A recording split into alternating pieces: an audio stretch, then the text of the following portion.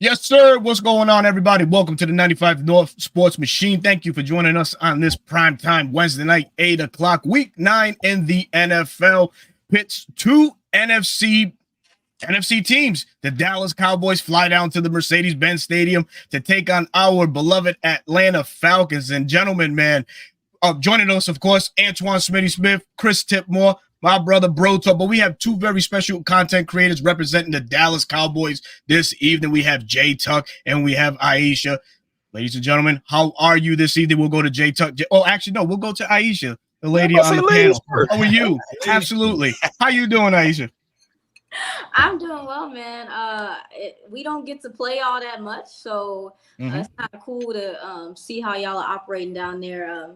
Actually, like a lot of what y'all are doing. So, yeah, I'm excited to talk and get to know a little bit more about y'all's team. Very good, very good. J Tuck, what's happening, man? Yeah, what's going on, everybody, man? Thanks for having me. I appreciate the invite. You know, it's always a pleasure working with new content creators, especially across the board, man. So keep up the phenomenal work, man. Y'all are killing it out there for Falcons Nation. And also my sister left of me or right to me, wherever y'all looking, man. Aisha, super proud of her, man. But thanks for having me, Cowboys Nation. We're going to talk about this matchup this Sunday. You know, this was a matchup I was excited. I was going to be in the building, man. But I saw y'all got a few victories and y'all started doing the ATL chants and all sorts of stuff when y'all win. I was like, I can't go through that, man. Y'all, you know what I'm saying? Y'all ain't about to start on me like that, man. So, you know, this is one of those games I was looking forward to actually being out there in Atlanta, man. But I had to pass right now because, you know, we're a little bit under the weather when it comes to my Cowboys. Hey, man, you can always come and enjoy the nightlife. That's what I said. I was going to skip the game. Just go out there and kick it, man. You know what I'm saying?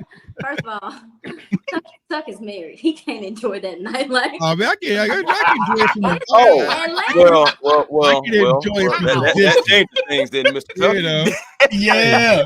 I'm just keeping things in perspective. Just going for the food and for the wings, sis. You know, I ain't gonna lie.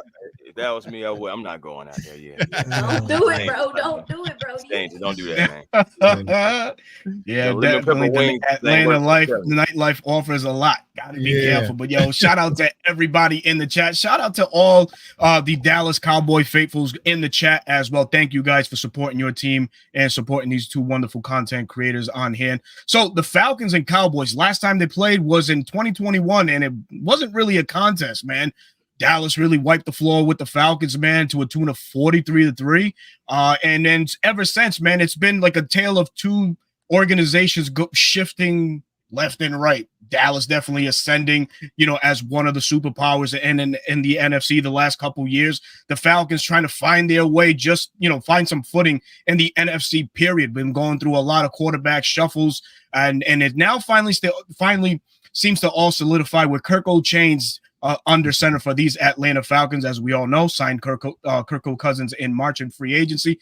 But speaking of free agency, one guy that was trending in that direction was your very own Dak Prescott, and Jerry Jones stepped up to the plate, dropped the bag on him. But with that, the accession so far on the play of Dak Prescott, what's missing from Dak Prescott? We look at the numbers from last year. Through 8 games, it's pretty much similar. You guys had an early bye, but relatively the same. The uptick in interceptions are there this year, and down a bit on the touchdown ratio there, a little bit higher last year. But what's going on with Dak Prescott in this Dallas Cowboys offense this year? What you got, Tuck? Yeah, I'll start. When you look at Dak Prescott coming off of last season, pretty much an MVP runner-up, and I felt like it was his best season as a Dallas Cowboy. I think the high expectations was coming off the salary, the new contract, and different things like that. But for me personally, I felt like this Cowboys offense took a step back, right? So you lose Tyron Smith, even though it's just Tyler Biadasz, it isn't a fancy name. So now you're going out there when you're starting with 2 rookie offensive linemen. Then you lose Tony Pollard, right? And there's a whole conversation, civil war about the running back room, whether it's Rico Dowdle or Team Zeke or whoever, right? So I feel like we took a step back there. You have Jalen Tolbert kind of take a leap, who's kind of a third year guy getting some opportunity, but you lost Michael Gallup, so it's like then you have Brandon Cooks who goes down. So I feel like when you look at Dak Prescott right now, I know a lot of people look at the stats, they look at the interceptions, but it's a chain reaction, right? Our offensive line isn't protecting well. We don't have any run presence, right? Our wide receiver core is still kind of growing outside of CeeDee Lamb. Jake Ferguson hasn't looked like the way that we kind of expected. So he kind of put everything in the mix, right? It's just a recipe for disaster. And that's not even talking about the Mike McCarthy play call and the space and the concept. So I just think that things are starting to fall through the cracks a little bit. And Dak is trying to be a superhero and really trying to lead this offense. And I just don't think he's the guy to do that. And there's no knock on Dak. There's no other quarterback that can do that besides the one here in Kansas City. And unfortunately, there's only one of those in Pat Mahomes. Yeah. Beautifully said. Beautifully said.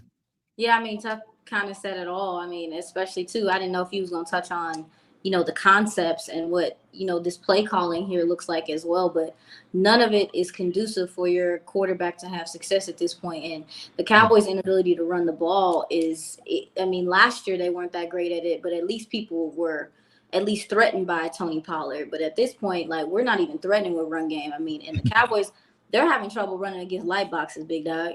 So, I know looking at the numbers and taking a look at y'all, defending the run is something that y'all have some trouble with. So it's like, okay, well, maybe they can get going. But I know Tuck feels the same way I feel, is like, if they can run the ball against y'all, what does it say, though? Because to some extent, you guys, that is one of the weaker points of y'all's defense overall. So it's a tough spot to be in, bro. And, like, I'm sure Chuck feels the same way. Like, I don't like that Dak is throwing interceptions, but it does, given what is going on, and especially how defenses are playing you, y'all probably gonna do the same thing. Yeah. It's the rush forward and drop 7, and I simplified it, right? Because I did a video today broken down, all 8 of the interceptions. If we're playing Madden right now and y'all have a user and I'm playing with the Cowboys, what are you gonna do?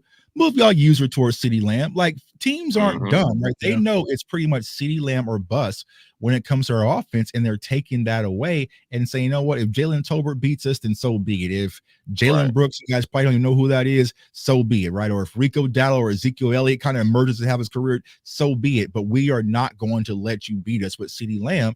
And I feel like Dak is still trying out. Like, I'm still going to try. It's like, it's CeeDee Lamb or not trying. And I think that's a bad recipe for winning football, especially for our offense. So we can't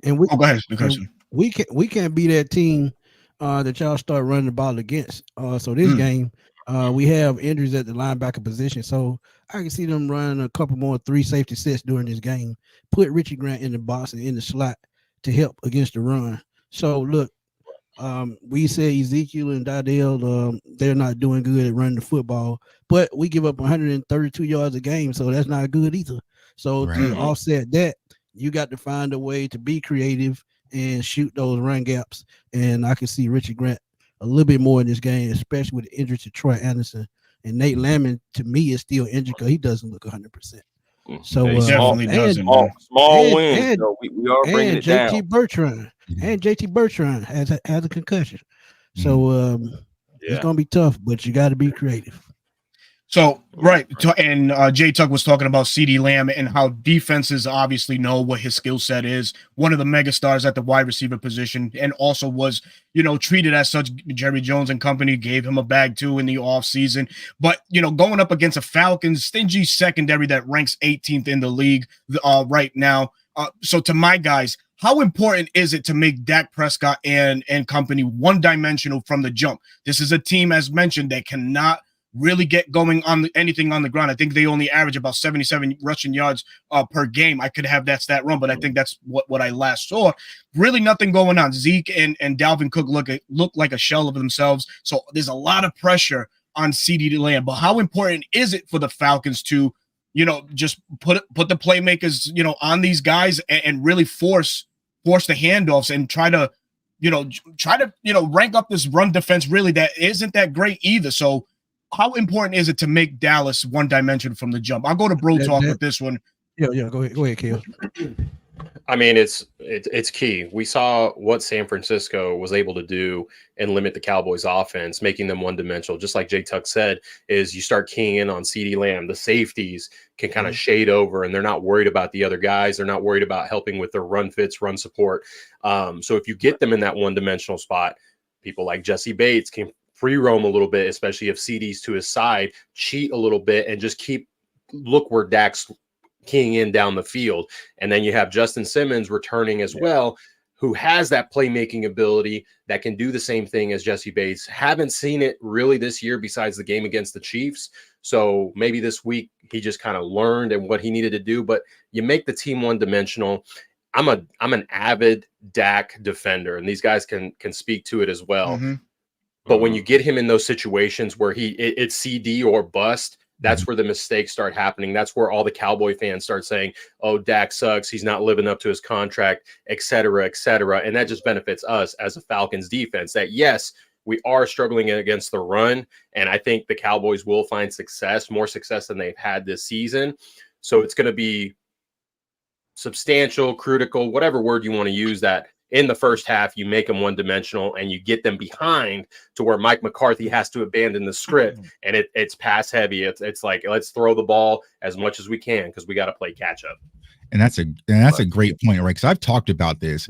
If the Dallas Cowboys offense was to face the Dallas Cowboys defense, which we'll talk about here in a second, where they're struggling against stopping the run, would we even commit to doing that, right? So I feel like if there's but I just feel like the Cowboys just haven't even committed to the run game, and I'm not sure if they will. I think that the biggest adversary is going to work in your favor is probably going to be Mike McCarthy, right? Because if things get a little shaky, he will abandon the run himself and start airing out and putting everything on Dak's shoulders. So I feel like in order to get to where the Cowboys are going to need to go, especially the way this roster is, you have to give a balanced approach. But thus far, we haven't seen it. I mean, maybe week 1 versus the Browns, but besides that, sis, I haven't seen a balanced attack. Yeah, just a little bit against the Steelers. They were able to, but it's I mean, at this point, I don't know what to expect. Right. I know what to expect, but I don't know what to expect just because that, I don't think y'all understand, not being able to run the ball is torture. It's so exhausting to watch your team overcomplicate 2 yards because they don't know if they can do it. It's crazy. We experienced that just last year. You've been there before. Just last year. You've been there before. You've been there before. Yeah. That's funny. You're like, first time. Right. But nah, I mean, it also starts with this offensive line. We can talk about the running backs and the scheme and things like that, but this offensive line hasn't found the cohesion that we've been looking for as well. I mean, Tuck mentioned it. Cooper Beebe is coming along at the center position, but the tackles have really struggled as well. Tyler Guyton, I thought he had a better game, probably his best game this past week. Terrence Steele, whereas he still does have some run blocking ability, he is really struggling in pass pro, especially with speedy, bendy guys just running past him. And then when you talk about the interior, I mean, yeah, Zach Martin is getting a little older. We're seeing him have a few more missteps than normal. And Tyler Smith, who is one of the best guards in the NFL, but even so, there's compensation going on across the offensive line. You got a rook next to you that's struggling and make you be struggling too. So this offensive line also too isn't getting consistent push. They really struggle to get to the second level consistently. And, if they are able to get some movement on y'all's linebackers, it would be nice, but we haven't really seen it to this point yet. Right, Tuck? Right. At all. Speaking of linebackers, man, JD Bertan, like Smitty's mentioned, is in the concussion protocol. So his status for this Sunday is pretty much up in the air. But one guy we may be getting back is Troy Anderson. Now, Bro Talk, man, how important is it for the Falcons to finally get Troy Anderson back? We saw the boom in Troy Anderson in that Saints game, and it's been leaving us wanting more. So hopefully we can get him back on track. We all mentioned it. Nate Landman doesn't look like Nate Landman of week 1, let's just say. He's for the lack of a better term, a shell of himself of what he used to be, or what we're accustomed to. He looks like those injuries are really nagging him a little too much. But getting Troy Anderson back and pairing him with Caden Ellis, are we gonna start seeing maybe a balance in this run game with these 2 attacking linebackers? What do you say? I think Troy would drastically improve our defense, specifically in the run game, because he's starting to figure it out. We all talk about that he's still learning the position. He's changed so many positions so many times from college to the pros. And in this defense, you need speed at the linebacker position. And Troy has the most speed out of all the linebackers on our team. Maybe JD Bertrand fights him for that spot, but I think Troy's speed, height, and just freak athletic ability he's able to plug the hole once he recognizes it very quickly. And I really, really hope and I really, really think he'll be back this week. I don't think Nate Landman, besides the injuries, it just seems like he's not comfortable in the new scheme. It seems like the defensive lineman in Ryan Nielsen's scheme were a one gap defensive lineman to where he knew where his gap was and he could shoot it in the run fit. Whereas the defensive linemen are a gap and a half, and he's slightly hesitating to see what the defensive linemen are going to do while keying in the running back. So I think that's why he's lacking in that. And that's where speed kind of makes it up. And Troy is so missed in this defense. And I really hope JD Bertrand clears concussion protocol, because he is developing really nicely. He's got true instincts, and he was drafted specifically for this scheme. So by the end of the year, if they can stay healthy, I wouldn't be surprised if JD and Troy were our starting linebackers. Can I say something really quick? Of course you can. In regard to JD Bertrand, I remember watching some of his draft tape, and because the Cowboys drafted Maris Liufau, right? And there were even though Maris Liufau was the hair on fire guy or whatever, the diagnosing by JD Bertrand I thought was a little bit better. I thought that he was able to read a little bit quicker, even though Maris is known for his IQ as well. I was impressed by him as well. So it's cool to see him thriving in y'all system. That's all I had. Yeah, no, and that's a tough linebacker. Like he was built like an old school linebacker, right? He wasn't the one that jumped off the screen. But Maris was the high motor coverage guy that a lot of people get attracted about. But I remember, because I did a film session on both of them at the same time, and JD's a solid guy. So yeah, I mean, I liked him out of Notre Dame. Yeah, he's developing really nicely. Preseason he was a little rusty, but he's developed really nicely to where he's going to fit this defensive scheme really well. Okay, yeah, sorry. And just start taking more snaps. Go right ahead. Go right ahead. No, you're great. You're a guest. Yeah. Mm-hmm. You got something to say, Aisha? No, I was saying my bad. I ain't trying to go off on no draft tangent. No. Hey, that's welcome. That's definitely welcome. That's definitely welcome. Right. But also to add on to Bro Talk, that's kind of the element that this scheme needs. Read and react linebackers, and JD Bertrand and Troy Anderson seem to fit the bill a little bit better. But talking about defense, right? Mike Zimmer, DC there in Dallas. A lot of folks know Mike Zimmer from his time with the Minnesota Vikings, Cincinnati Bengals, you name it. He's been dealt, a bad hand. DeMarcus Lawrence, of course, your all-world edge rusher there. Micah Parsons, Deron Bland has been hurt, which you guys got some good news today that he's being activated, but the status for Sunday is still iffy. We don't know if he's going to play or not. But thus far, Mike Zimmer is – What do you guys feel about Mike Zimmer and what he has done in the scheme for Dallas? So the scheme that he's brought to Dallas thus far. I know he's playing with a less than handful there, but what do you guys assess to what Zimmer has done thus far? Yeah. So when it comes to Mike Zimmer, me personally, I wasn't a fan of the hire. I mean, you guys are more familiar with Dan Quinn than anybody because he was your head coach, right? But it's like I felt like going through the transition from Dan Quinn to Mike Zimmer, I was like, okay, are the players really going to buy in? And I'll say for the most part, and I probably know more than this, right? Because she's behind the scenes. I think the players are buying in. I just don't think that Zim is that spark plug that this team is used to having.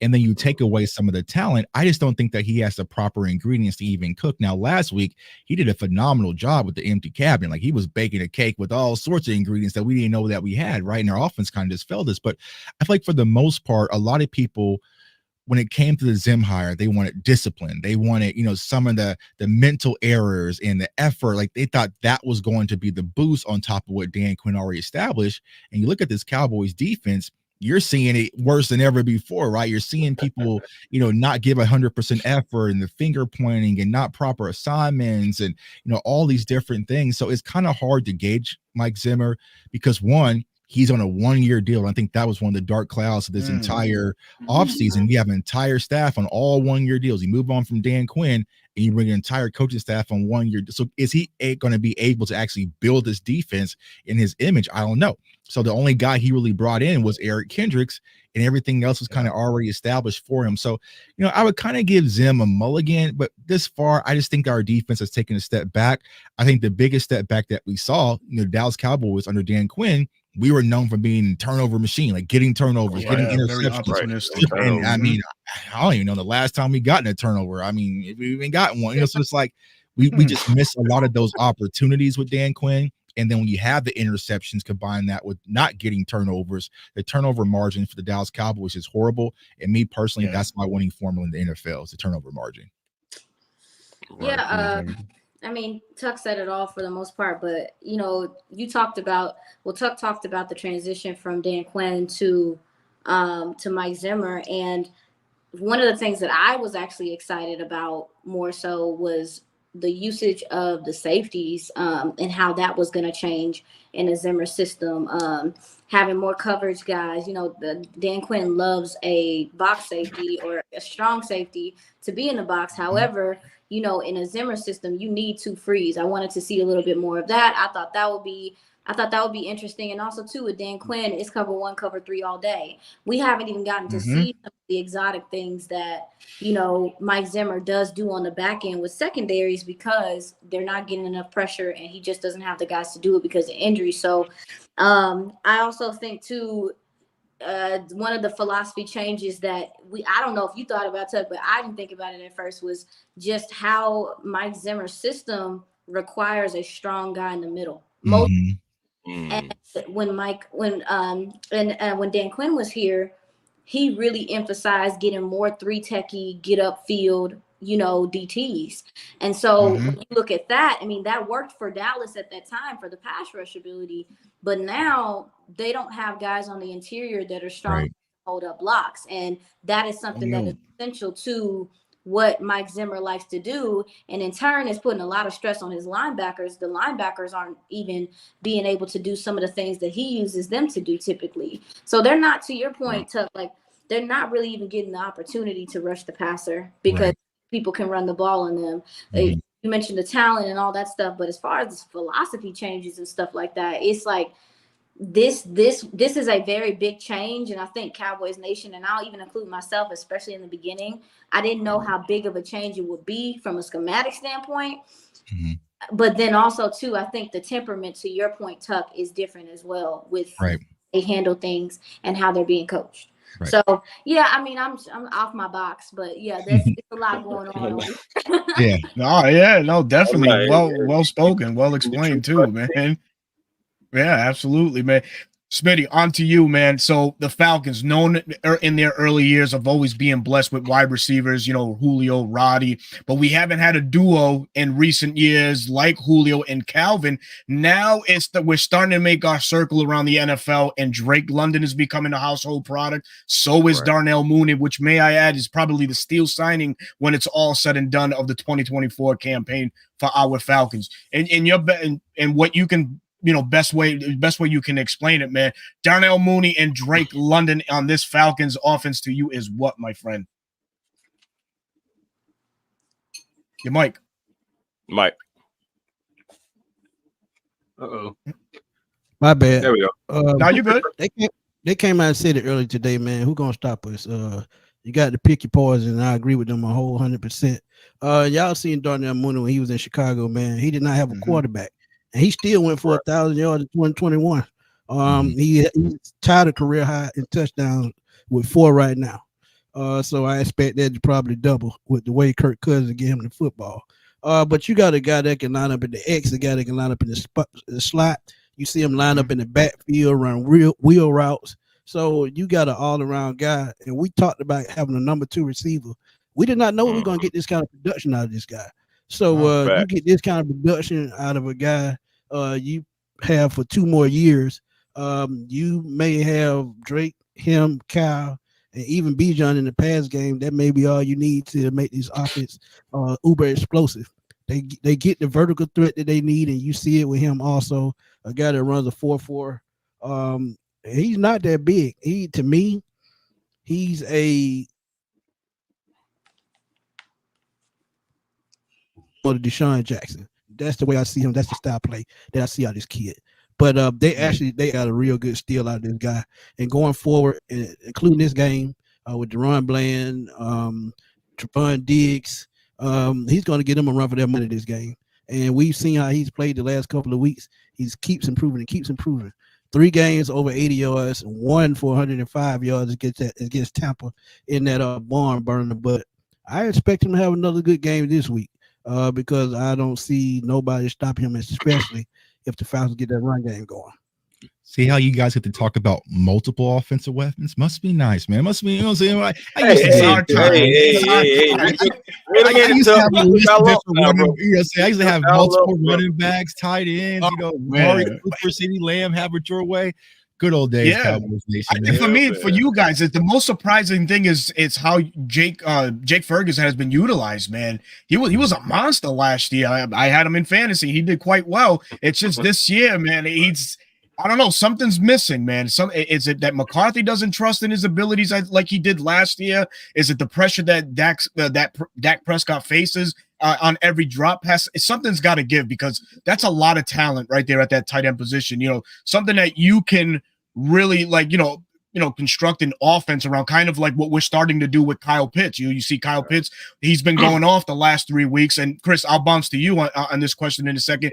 But does certain players on this offense for you Cowboy fans, does it scratch your head that the utilization isn't where it needs to be right now?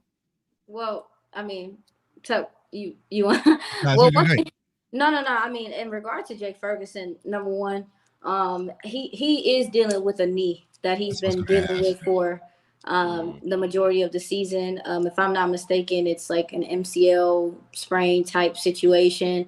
So he's been dealing with that. So you don't see the same wiggle from him in the passing game. But also, too, I'm sorry to tell you, I talked to y'all about the offensive line earlier. And when you having to max protect, like when you having to when your tight end is always having to chip, always having to stay in or slide protection and things like that, it does make you there's not as many receiving threats by default, on top of the fact that you don't really have the talent out there to win one-on-one. So to your point about his usage, it's part of it is the injury, but a lot of it is that he is having to be an extension of the offensive line, and that is taken away from his ability to be a receiver. Facts. And I was going to ask you that, I know that he did have the sprain. That was what, versus the Saints game? I mean, it was early, but it was early, yeah. But I feel like because I went back and did the film on him, it feels like he's not the same Jake Ferguson, just from a separation standpoint, from a burst standpoint, and that was going to be a key focal point from our offense. But still, even with that, we're still not scheming him properly. But it's because of what I was mentioning, is that he's having to help with the offensive line, because last year the Cowboys ran a lot of 12 personnel. Schoonmaker really didn't work out. We lose John Stevenson to another ACL tear. We have Brevin Spawn-Ford play a little bit more, but we're playing a lot of 11 personnel right now, which he has to chip. He has to help. He has to help some of the young guys, and he really just hasn't gotten involved offensively as a pass receiving threat that a lot of Cowboys fans expected. But they made but the Cowboys made a lot of their money in 11 though, despite just like the Falcons. Yeah, 11 personnel. Well, doesn't that fall on Mike McCarthy? Like, doesn't that fall a little bit on him? Yet, because we're seeing that transition for Kyle Pitts, where he's having to stay in and chip, but now the production is upticking. So, to me, yes, the injury is maybe hindering him a little bit, but at the same time, as an offensive play caller, he is essentially, with Brandon Cooks out, your number 2 best receiving threat. Exactly. Yeah. You have to scheme for Jake Ferguson like he's your wide receiver. I honestly been saying you have to scheme for him like he's your wide receiver 1, right? Because that takes the pressure off of CeeDee Lamb, especially in between the middle of the field, between the hashes, right? So you want to get him involved because Dak needs that safety blanket. I mean, if you go back to when he had Dalton Schultz, even though Dalton Schultz was the most athletically gifted, right? He was a safety blanket, the guy that can move the chains, that knows how to sit in the spots of those zones, right? You need that for Jake Ferguson. But if you're only giving him 4 to 5 targets, these teams are just daring. I think defense are just daring the Cowboys off. It's like, I dare you, bro. I dare you to give Jake Ferguson 12 targets. You're not going to do it. And you're not. They're not back in the middle of the field really either, and that's limiting too. So stop. Continue. Don't up here.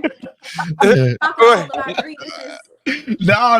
We gotta preview. We gotta preview both teams. But hey, staying on this tight end notion here, man. Kyle Pitts, man. Some would say, hey, he arrived in 2021, broke all marks for the tight end position. But I strongly feel, and I think that my guys can agree with this. Kyle Pitts has arrived in 2024 under Zach Robinson.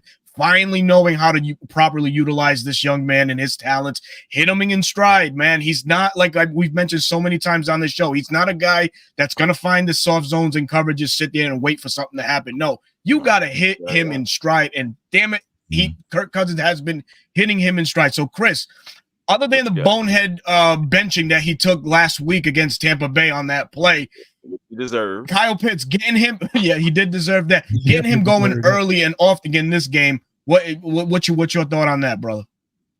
Well, just overall with Kyle Pitts, he's a unique physical specimen at the position. He was drafted high, 4th overall. So Atlanta fans, they want that production, right? But outside of coaching and quarterback play, Kyle Pitts wasn't unlocked until really like this season. He wasn't really utilized right, if you ask me, because 22% of Pitts' routes last season was go routes, and that was the highest rate for any tight end. And also in his career, 40% of the time he's been in the slot. But this offense right here has the capability, I believe, of winning across the middle. And that's something that we've seen and we're starting to see more and more. And the thing about this, the system that came from McVay and the coaching tree over there, it never had a player like Kyle Pitts in it. So you think about it. The Rams, they depended on their tight ends, when it was necessary over necessity. So, Zach Robinson is also getting used to having a weapon like Pitts as well.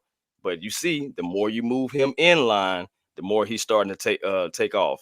Kyle Pitts right now ranks the 6th overall in tight ends as receiving when he's in the in line. Cowboys have struggled against in-line tight ends this season, ranking 25th in receiving yards against players lined up in the end line. You got to scoot Kyle Pitts in a little bit, man. Scoot him in a little bit, and I believe that he can take off. He can kill the middle, and Dallas has no one that can stop this man. Nobody. We know. I know. We kind of have a guy that can probably neutralize him a little bit, but he doesn't play. They have him playing special teams right now. So I wouldn't. Who's that? Who's that? So I think Aisha's talking about the safeties. I feel like Wanye Thomas is a guy that can probably fit on Kyle Pitts, but also we have another guy who's Israel Mukuamu, who was a safety / corner coming out of South Carolina, and he has long arms. So he has that lanky body to kind of run with Pitts and cover him, but they play on special teams for whatever reason, right? They don't get a lot of reps. So you're probably going to have Kyle Pitts matched up on the linebacker, or probably Donovan Wilson. It's probably going to be good night. So no Malik Hooker dropping down from that safety spot, possibly, or either or. Pick it however we like it. I wouldn't match either of them up with Kyle Pitts, because I know the specimen that Kyle Pitts is. Like I said, for everyone watching from my channel, y'all know Jay Tuck knows about Kyle Pitts, man. My eyes light up when I talk about this. I was obsessed with him, man.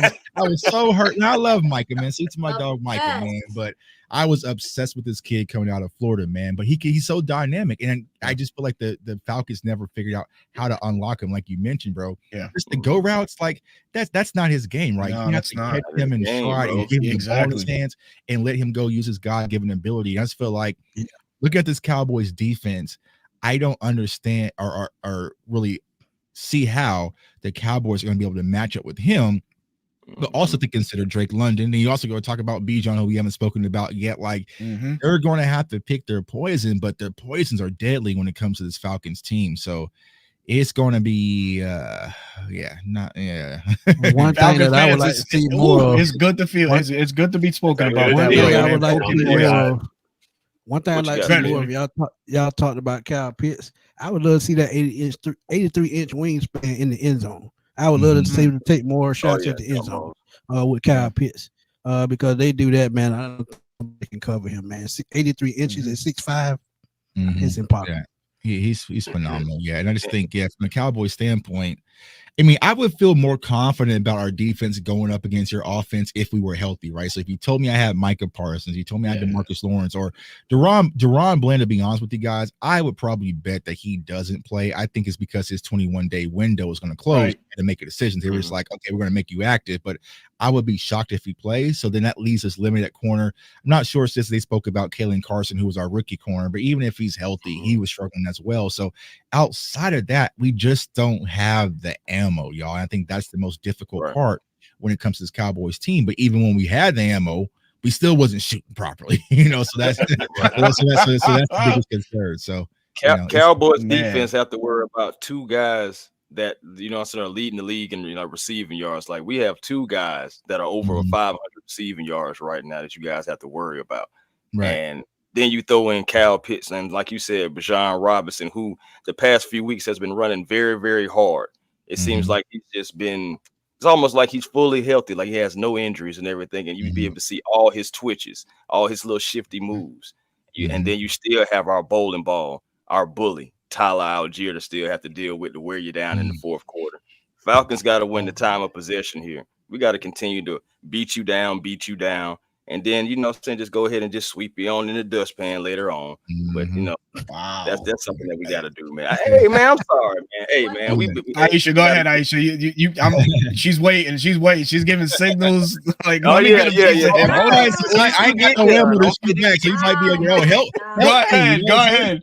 The floor is yours. It's all good. Don't even do it. No, I mean, in regard to y'all's run game and talking about Bijan, I mean, he's pretty much, to me, he's just the total package as far as like everything he can do and everything that you look for in a running back, the vision, the balance, the acceleration.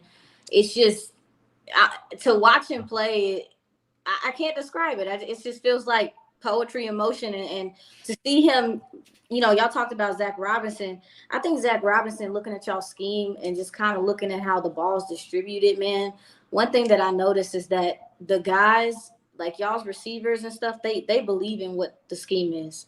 And you can tell that how they block on the outside. You can tell by how they fire off the line. I mean, even with the motion, like the way they sell motion to really get you to believe it, like I'm sure you guys are happy to have a scheme that's competent.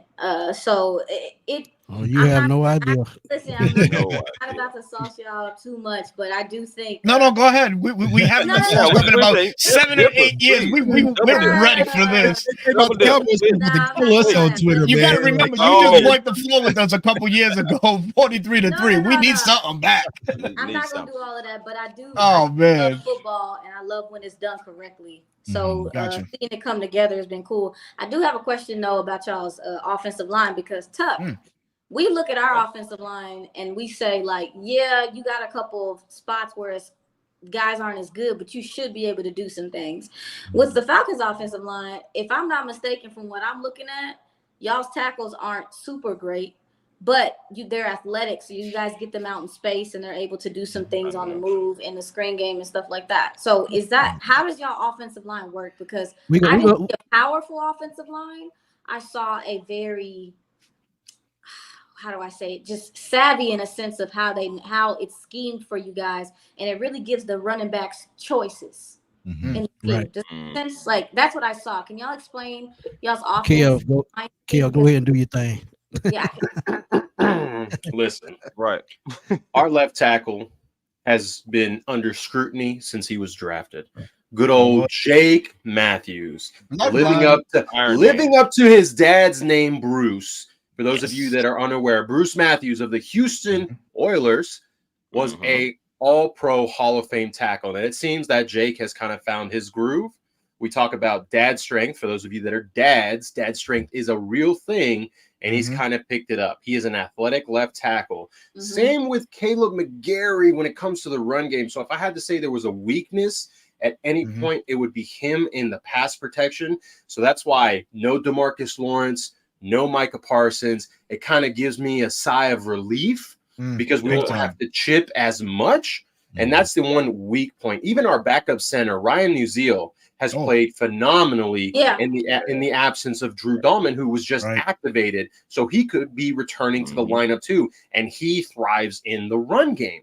He at times struggles in pass protection. So this entire bunch is athletic, especially the two guards, All-Pro Chris Lindstrom. I always fight tooth and nail that he should be first team, not Zach Martin, even though he is one of the top guards in the league. Got to give him his flowers. Yeah, absolutely. And then someone that Cowboys Nation knows because they scouted him, Matthew Bergeron, who is coming onto the scene. He's explosive. He's got that attitude you want at the guard position. So the scheme for Zach Robinson, it's actually Dwayne Ledford's scheme coming from the Arthur Smith offense. He's the run game coordinator, and it's a lot of outside zone, which to me, I'd like more diversity. That's just me. But that outside zone really lets Bijan navigate the gaps and then decide where he wants to go.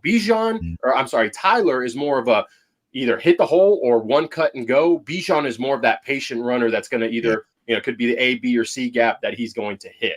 So to go up against a very bad run defense, I'm very excited because we could have 2 running backs go over 100 yards this game in rushing. Yeah. And we've been over 200 yards this season already. I was just about to say that. So we have the capability. Go ahead, Miss Aisha. No, I'm sorry. I was asking a question. Yeah, go for it.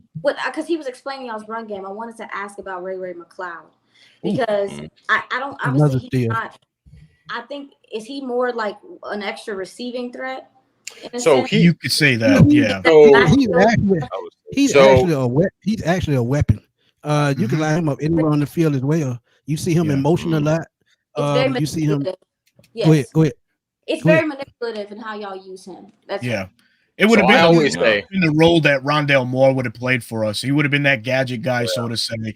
But we just factoring him into the passing game in some spurts. So he hasn't had a coming out game, so to say. So we could possibly look at that in this one because we match him up a lot, or we feature him a lot in the slot as well. So that's a matchup problem right there, especially if one of the safeties have to drop down or Damian Overshadow has to, go into the coverage side of him. But Ray McCloud's another guy that can explode at any time. But it goes back to what you said in the offensive scheme, the buy-in, because Ray McCloud, I joke, I call him an all-pro pass protector because there will be times he motions across the field, but he'll stop on either the left or right side and help pass protect, which then if someone's in man coverage, that slight hesitation frees up someone behind. And then Drake London has become that Cooper Kupp, that Puka Nacua in the run game that will pin and pull in the B gap, the C gap, and will lay the wood on a linebacker. He has really become his run blocking has become so phenomenal that he's become almost essentially like a fullback when he lines up in line and he can go up the B gap or the C gap or whatever. It's just everyone has bought into the system and everyone's giving the effort that we weren't seeing the past, 3-4 years? Right. Yeah, right. And shout out for that because we have guys that do want to get into the blocking scheme of things. Like, everybody talk about the Lions and their wide receivers and their running backs. We have similar going on down here in Atlanta, guys who are bought in to the message from the coaching staff and going out there and executing properly. So, we have guys that, like you just said, buying in. Ray McCloud, he's the Swiss Army knife that you can put him anywhere, kickoff, offense. He can even play some defense. We don't know. But my thing is, he is that weapon, just like Smitty said. So, yeah, he's always like the X factor because if you look at the games where he has made catches, it seems like they're always timely catches. And it's like, oh, man, we forgot about him. And I love that for our offense. Yeah, and two, I think what benefits him the most, I think him playing special teams, all you got to do is get him in the open space and he going to kill you one way or another. That's either the slot, vertical routes. Anyway, you just get the ball in his hands. He finds those holes just like he on kickoff. You saw it last week with the sweep. He ran a 17-yard sweep last week. Nobody was anticipating that. Right. And we're just used to having guys like that who are, multi-purpose type of guys anyway. Remember, we had Cordell Patterson. Remember, having Devin Hester. Yeah. So it's just like, we're used to having guys and getting guys that can, be like gadget type guys or can use them for multi-purposes. Facts. Got to go here with this question. And this one, it's going to be a 2-part question for Jay Tucker and Aisha. And this is regarding Jerry Jones, and this is regarding Mike McCarthy. The dark cloud, I hate to say it, and please stop me if I'm being too much, but the dark cloud that hovers over Dallas in the form of Jerry Jones, is it bad to say that the organization won't, have more success until that man is gone? Because it just seems like he's always in the way of things for you guys. What's your assessment on Jerry Jones? Is it his time to pack it and go retire? Yeah, fire the GM. Jerry is the movement, right? And and I know a lot of people will say, well, his son Steven will just take over and he probably won't be any better, right? But the problem I feel like when it comes to not just Jerry Jones, but just the Dallas Cowboys in general, our culture is fractured, right? We're seeing it all over. I mean, you guys are probably looking at it like from Twitter, like what the hell is going on, right? You're seeing our owner going on the radio show. Like, I don't know if y'all owner has a radio show every Monday, but he's telling radio hosts he can get fired. And then we have tours around the practice facility. And then it's just all these distractions that gets tossed around. And I will say this, it's not just distractions, it's unnecessary distractions, right? So right now, what's going on in Dallas, I'm not sure if anyone really picked it up, is there's this divide, right? Because Mike McCarthy is saying that he doesn't like running back by committee, and but the Summers running back committee. So I think there's this thing about between Rico and Zeke, and Zeke was Jerry's guy, and Rico is Mike. Like, so those little things adds up to why you're not seeing the results that a lot of Cowboys fans deserve on Sunday. So I 1,000% agree that Jerry Jones is a problem. Will things change when he moves on? I believe so, because I don't think Steven Jones is just business. Like, he's not going to get no free agent. He's not going to do nothing flashy, but he doesn't have the gift of gab to go and talk and create hysteria like Jerry Jones does. But yeah, it's frustrating as a Cowboys fan because we just want football. We want the football to be the ultimate goal, the ultimate result, the ultimate brand. But if it comes to the Cowboys, it's business, branding, lights, glitz, glamours, distractions, and wherever we get on Sunday is cool. But whatever, we'll get back to this on Monday and keep things rolling. I think that's the biggest frustration when it comes to Cowboys. Well, Leisha and Jay Tuck, I'm gonna just tell both of y'all, it's an Al Davis type situation. Oh yeah, that's what I was thinking. That's where he learned from, and it's just like. It's unfortunate, right? Because I feel like Cowboys fans are the best. I mean, we're toxic, but we're some of the best fans, in the sports world, right? But this is the results that we get. It's always something, right? We never can just sit back and relax. And I feel like since that Green Bay loss last year in the playoffs, it's just been every week something. And if it's not going to be something, somebody's going to create something. I mean, it's good for us content creators because business is always booming for us. We always got something to talk about. But still, it's like I really just. That's a good point. Yeah. I mean, there's never a day off. Even when I think I got a day off, it's like, did you hear what Jerry just said on the radio? He just I'm like, all right, bro, let me go live. We don't say let's talk about it. But I just feel like the new slogan that all the kids are saying: keep the main thing, and the main thing in Dallas needs to be football, and that's just. Absolutely well said. Schmitty, did you call me Leisha? Yeah. It's bad. 2 eyes. My bad. It's bad. 2 eyes. My bad. I'm hurt. My bad. I get it right. I get it right. You gotta understand Schmitty be bullshitting sometimes. I trust he not gonna call me. But no, I mean, just to piggyback off of what Tuck said, I'm gonna be real short with it. Like the football side of things, to Tuck's point, is not the priority, and we see that in how free agency is handled. We see that in how the contracts are handled. We see that in so much of what is happening, and what we're seeing, and what you guys are starting to see at this point is the over exaggeration of that, because this has been going on for years. And if Bro Talk, if you're a Dak apologist, Bro Talk, then like Dak Prescott has been working with similar situations like this for a lot of his career. So I can say for fans, I understand their frustration, because it's like there's just no accountability from that side of the aisle.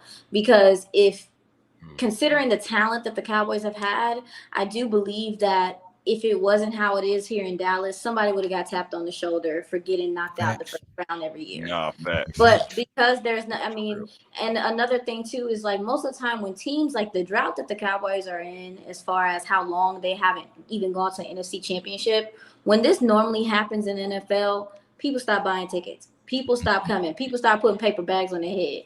People start doing different things. But in Dallas, they can still generate revenue. They can still generate, clicks. They can still lead off with most of our TV network shows and still be in conversation. So there's no reason to change how things are going, because there's still, information and things coming in and money and things coming in.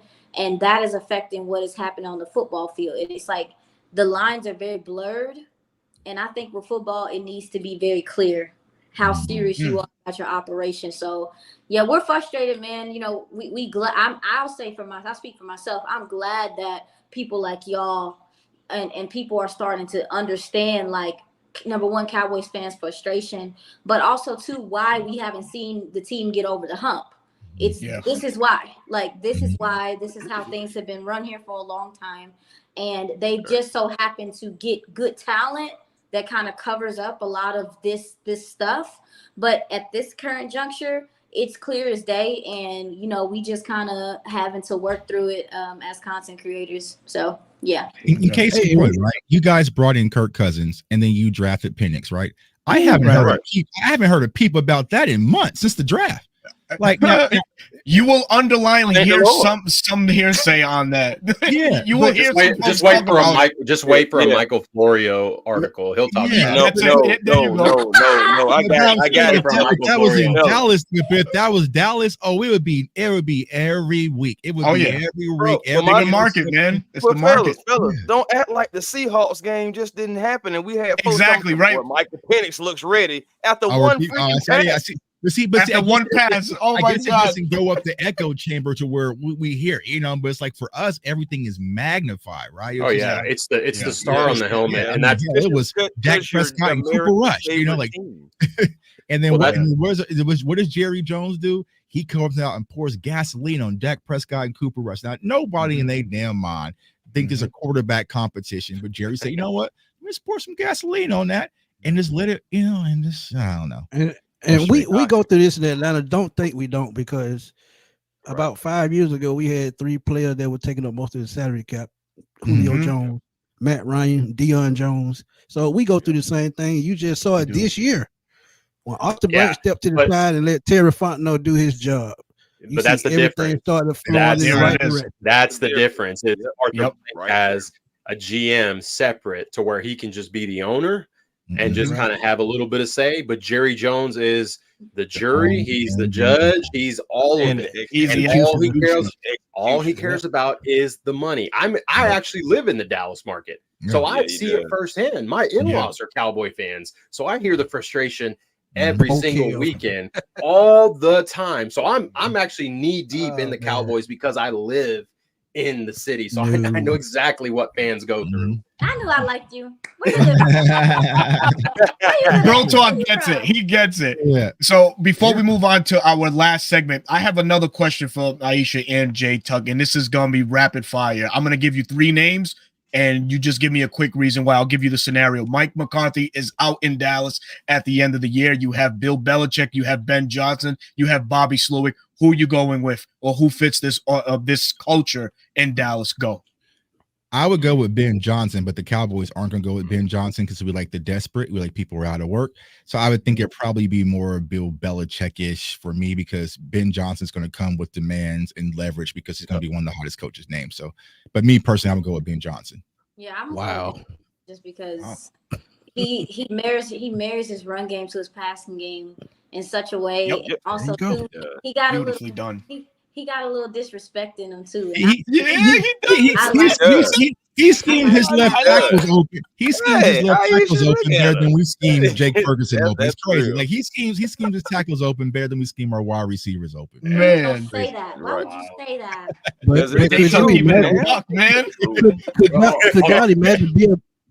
Could y'all imagine Bill Belichick, 2 grumpy old men in the front office at the same time? Oh boy.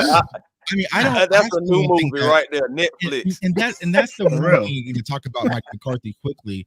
I think that's what's keeping Mike McCarthy safe is I don't know the other option, right? I think the other option could be Mike Zimmer, and then I would definitely. Oh God!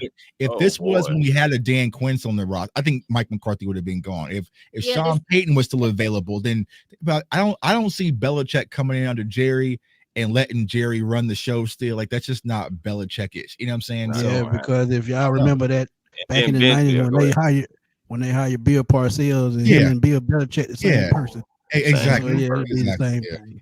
I hear and Urban Ben Meyer. Johnson, he has demands as well. Who just put that? Personnel. Hey, don't put that. I mean, that I just heard that he's don't looking put for that work. evil on us, man. With no Urban Meyer in Dallas, man. Don't do that to us. You know what I'm saying? No. Talk about it.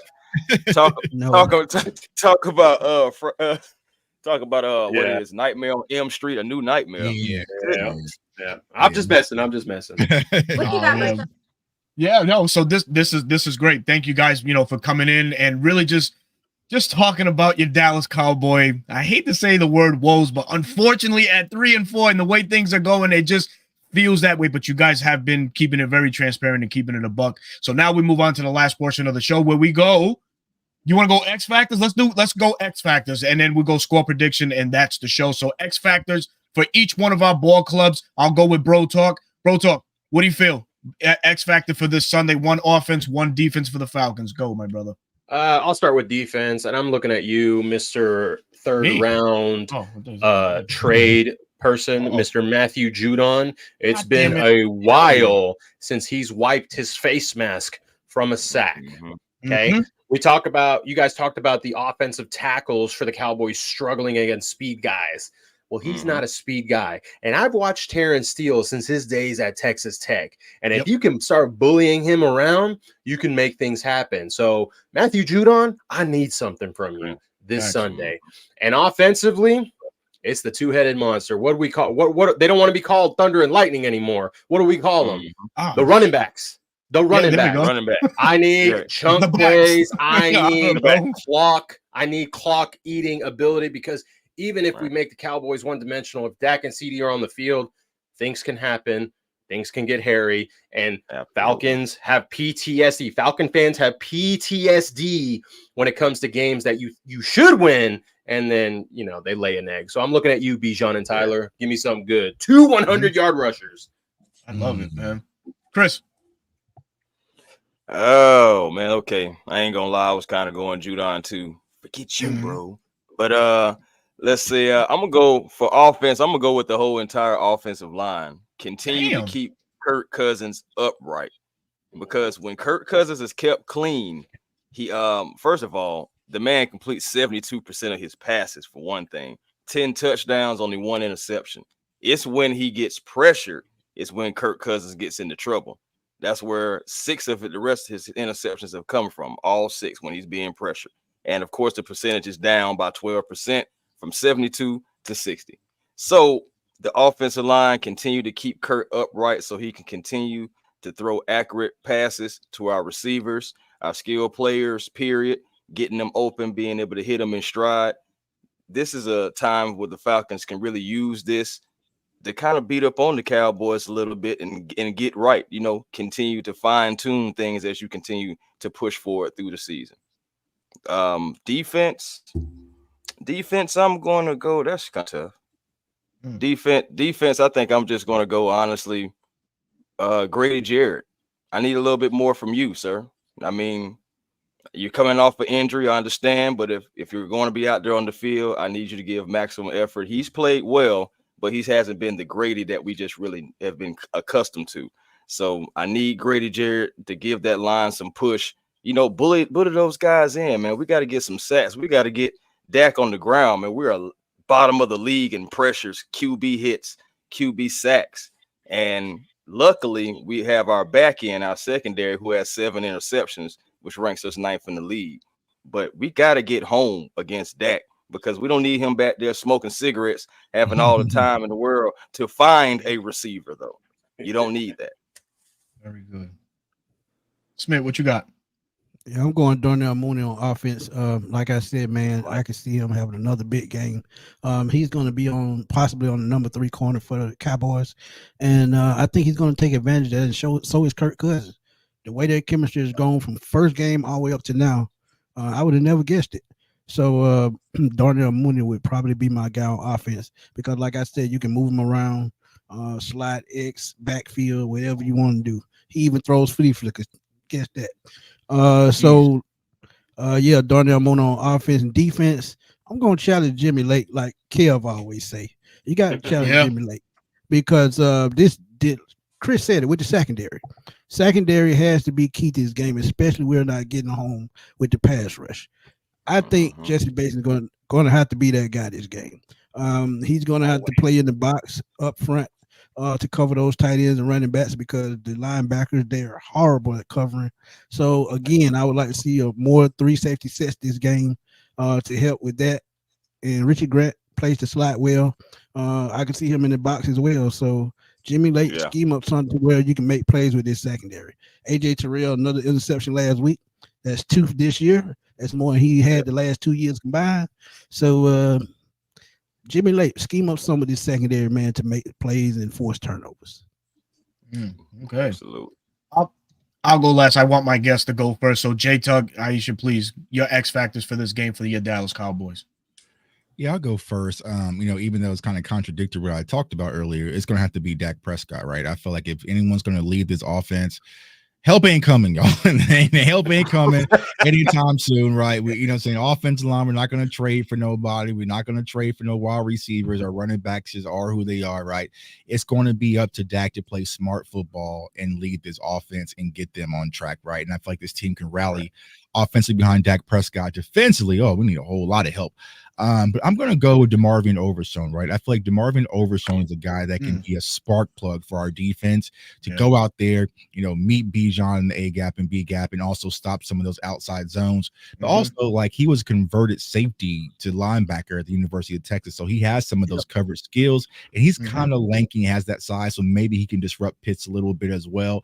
So I'm going with DeMarvion Overshown, but also defensively, someone in the interior is going to step up, whether that's Osi Odigizua, Mozzie Smith, you talked about Matthew Bergeron. I was Bergeron, but it is what it is, man. Y'all not going to trade us anytime soon. So somebody in our defensive interior is going to need to step up and, just like Aisha said, help stop the run and anchor in. Really anchoring because we're getting blown off the ball. I mean, some of these film sessions, y'all, it's just, I don't know. I'm not sure how they still getting a check for some of how damn. I'm seeing bodies in the dirt getting blown off the ball. So that definitely has to change because if not, Atlanta's going to run the ball all over us once again. So it's just going to come down to toughness, right? Stopping the run is just attitude, want, will, desire. And I think the Cowboys defense is going to have to finally just man up and say no more, but we'll see what happens. But Dak Prescott, you're going to have to lead us some way, somehow. So. Tuck kind of took mine as far as the DeMarvion Overshown. I feel like you guys have a lot of speed, and he's one of he and Maris Lewifeld, but mostly DeMarvion because his length is a problem.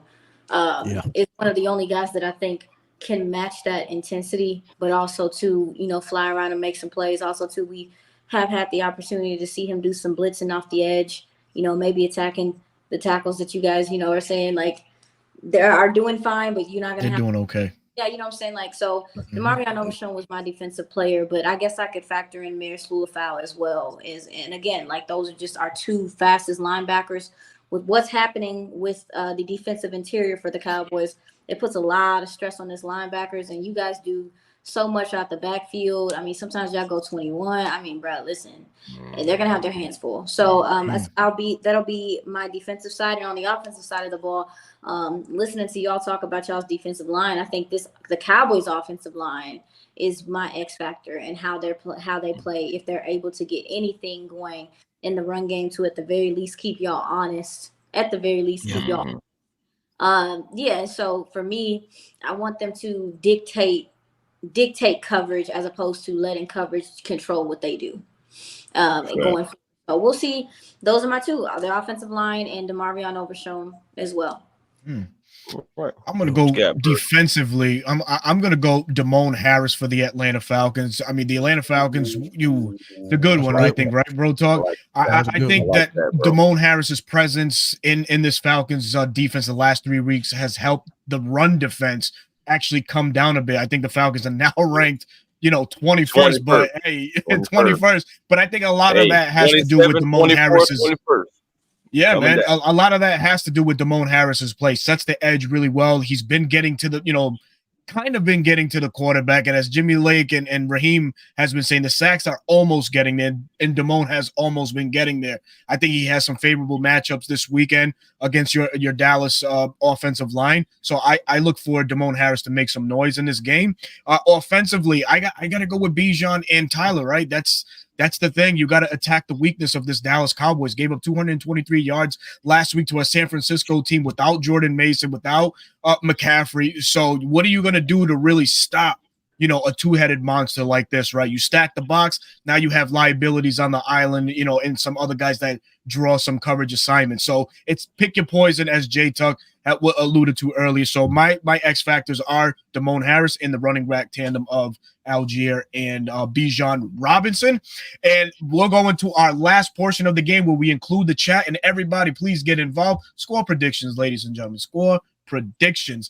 I'll start with Aisha and Jay Tuck, our Cowboys content creators, and then we'll close it out as the Falcons. But Aisha, your score prediction for Sunday. I'm gonna go. Y'all been putting up 30 plus a game, mostly. Mostly. Okay, I'm gonna go 32-17 Falcons. Hey, I like that score. I like that. That's a good score, Aisha. I hate to say it, but you just keeping it a buck. That's all. Yeah. And we appreciate you. What you got, Tuck? Yeah, I still, it really depends on DeRon Bland playing. I'm going to assume that he probably will give it a go, but I'm going to lean towards the Cowboys winning this game. I feel like it means a lot to them. The season's on the line, right? It's pretty much win or go home, or win or draft content, as I've been saying on my channel. So I have the Dallas Cowboys winning this game in a high-scoring game, 34-31. Got me out here looking crazy. No. I mean, you by yourself, ma'am. Sorry. Yeah, I just feel like the Cowboys are going to just win the. And when I did my preseason predictions as well, I had us winning this game, and I just think that the Cowboys are going to come out there and scrap back to the wall. Dak Prescott, I just think they're going to just do it this game. This is my last one for them. You know what I'm saying? If not, bro, we wrapping all this stuff up. Yeah. Oh boy, we're about to pack it up. So Aisha's already packed in. So. Yeah, she's already packed. You know what I'm saying? I got my bags packed. Got a bag packed, baby. No. My bags is packed, but my toothbrush and my deodorant. Okay. She ain't all the way there yet. She needs some time. She needs a few more minutes. She ain't brought her luggage downstairs yet. He's still upstairs. Don't let my score prediction fool ya. Oh man, bro talk. What you got, man? It was actually pretty similar to what Aisha said. I think it's close for the majority of the game. I think we're going to be frustrated as Falcons fans in the first half. But as we've seen, is we are a second half team, kind of like what we did to the Panthers, and we pull away a victory, 31-17. Like it. Go ahead, Chris. On me. Oh, yes, well, shoot, man. For one thing, this is another opportunity for the Atlanta Falcons. Okay, another opportunity to stamp that you're a good team, that you beat the teams you're supposed to beat. You failed against the Seattle Seahawks. Here's another opportunity. Let's go ahead and take care of business at home. You know what I'm saying? Being able to bounce back at home. And let's take care of the Dallas Cowboys. Let's say 34-20. I'm in the same ballpark. Come out, hit them in the mouth early, jump out to a fast lead, stay out front. I think Dallas can close the gap a little bit, but the Falcons run away in the second half. I'm going to go 34-24. Man, that's beautiful. I'm going to give you guys this credit. You guys fought your asses back against San Francisco. You guys almost pulled it out. And you know what? I can see you guys doing the same thing. So I'll go a modest 28-24 Falcons at home. So that's what I'm picking. And that definitely right there, that concludes the show. I want to thank Jay Tuck and Aisha for coming through as our guests. You guys have been fantastic. I really appreciate you guys taking the time out of your busy schedules to come and join and come and rock with us first and foremost. But Jay Tuck, man, please, and Aisha, of course, please let us know where they can find you. If you have any projects that you guys are working on for your platforms, please, the floor is yours. Promote your hearts out there. Go ahead, sis. Oh, yeah. So you can find me on Girls Talk, Boys Talk on DallasCowboys.com, Monday through Friday at 4 p.m. our time. Also, too, I'm on DLLS Cowboys here in Dallas. It is at 11 p.m. our time here every day except for Wednesday because I be going. New projects I'm working on. I did my first film study, my film breakdown on our company website at DLLS yesterday. So keep an eye out for that. I'll be doing that a little bit more often because the ladies know football too. And Yes, I appreciate y'all having me on. This has been real dope to learn more about y'all's team from y'all perspective. Thank you. Thank you. Thank you. Thank you.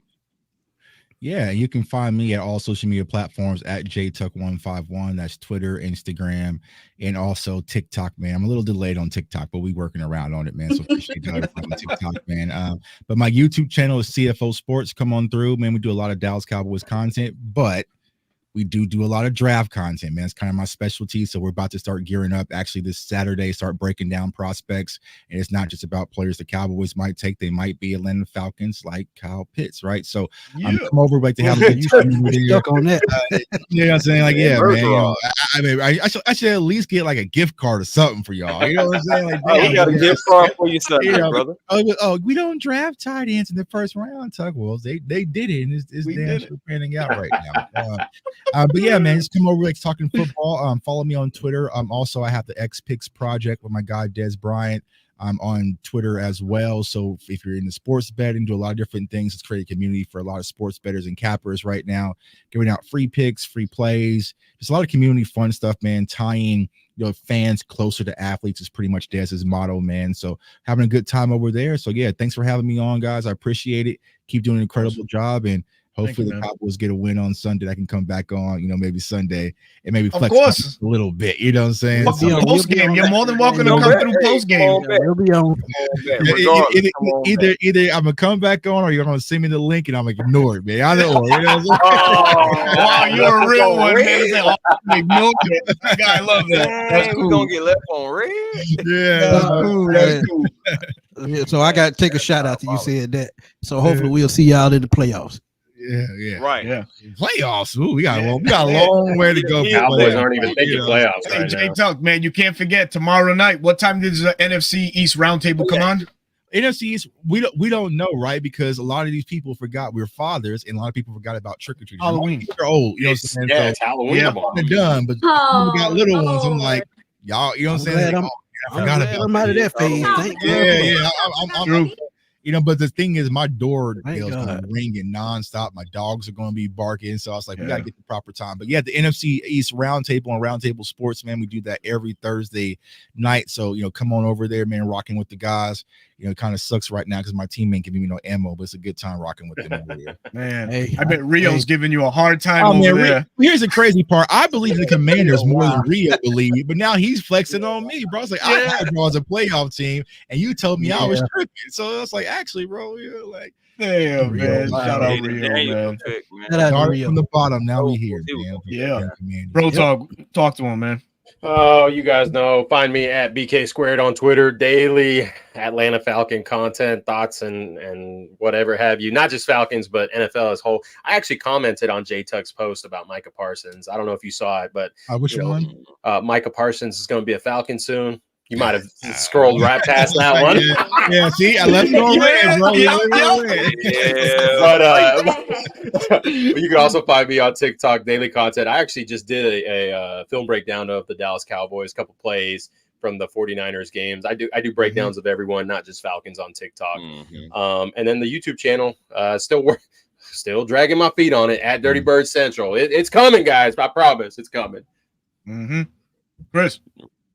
Hey, man, thank y'all. First of all, thank our guests for coming on, and being a great part of this show, man. You guys have some brilliance in minds, Aisha, J Tuck, peace and blessings to you for that. But A1 Forever Sports, that's the platform on YouTube. We be generational because there's always time to be. You always can have more if you don't settle for less because you always can have more with the vision. And if you haven't done it already, please find your peace today. Positive energy always creates elevation. And that's how you find your peace today. Please follow me on Twitter, A1 Forever, Instagram, A1 Forever, TikTok, The Real A1 Forever. And of course, like I just said, YouTube, A1 Forever Sports. Peace and blessings to you all. Yeah, y'all know where to find me, man. Smitty Sports Machine on YouTube, Fatboy_21 on Twitter. Just like J Tuck, man, I'm with the Roundtable crew, man, every Tuesday night, 7 p.m. NFC South Roundtable, man. We go at it back and forth. And man, trust me, we have a ball. So y'all make sure y'all tune in every Wednesday night here at 8:00. Thank y'all for joining us tonight. And Sunday we'll be back post game because we got to talk about this game and give y'all the lowdown what we saw on the field. Absolutely, man. Well, no, thank you guys again. I'm your boy Berto, host of the 95 North Falcons Talk Show, also your host for the 95 North Sports Machine here on YouTube. You're also your at Bleacher Report content creator for these very same Atlanta Falcons. You can find me on Sunday post-game reacting to whatever happens on Sunday, win, lose, or draw. I'll be on there talking my ish about these Atlanta Falcons. I hope to see you there. We'll be right back on YouTube with Smitty and Chris and whatever guest. Hopefully it's Jay Tuck. I'll leave it at that. Let's see if he wants to come through and you know, do the verbal jab a little bit more with this game. I'll definitely pull up, man. Shoot me the late. I just want my Cowboys to last to the fourth quarter. You know, let's get to the fourth quarter, man, at least. So yeah, well, I'll jump back on, man. No doubt, man. Always welcome. Same for you, Aisha. Miss Aisha, you come on through too. Come on through. Yeah, that's what I said. Both of y'all invited back. Oh man. Come on, pull up. Don't be like that. Respectfully, she said no, man. But man, that's gonna do it for the show. We'll give you a Wednesday night back. Thank you, everybody that joined us. We will see y'all soon, everybody. Peace.